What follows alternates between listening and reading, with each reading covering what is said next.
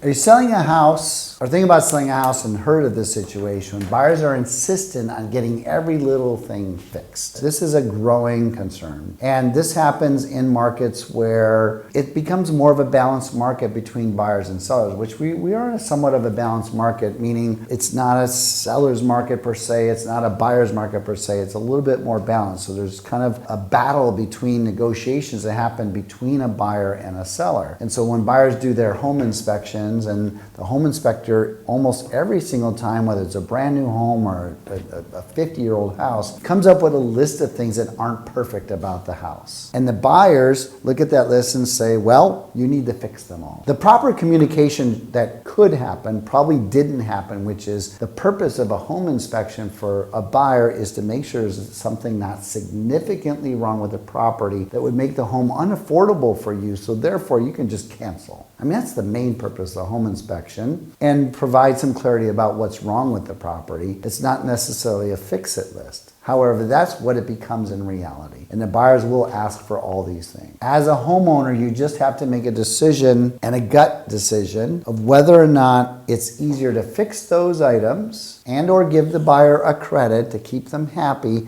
and keep the transaction together, or play a little bit tougher and say no. And saying no can result in a deal canceling. Gives the buyer the right to cancel. And so it's a tug of war. It's not an easy decision. Sometimes the right decision is to say yes. You might be arguing over $1,500 worth of repairs and you lose that buyer, and then you end up selling it for $25,000 less to the next guy, even though you feel like you lost the battle, you won the war. And there's other cases where the buyers are just being too picky and are asking for everything, and they're just driving you nuts, and you don't even care if you sell for less money to someone else because you just want to get rid of that buyer. That might be a win for you. You may lose a little bit of the money, but it just feels like a win. It's based on the individual transaction. What's the motivation of the buyer? What's the motivation of the seller? Can you get this thing figured out? Sometimes it just feels right to say no, and sometimes saying no is a powerful position because the buyer really still wants the house and they're going to buy it anyways. And maybe they walk in a little bit upset, but the deal can still happen. So be sure you're speaking with your real estate agent about the true motivation of the other party to better understand what's going on, and maybe just pause and listen to their perspective, and maybe it makes sense, maybe it doesn't make sense. But that would be my advice. Most of these times these arguments that happen are over something so small. We fought over a $500 item on a $5 million home. Does it make any sense?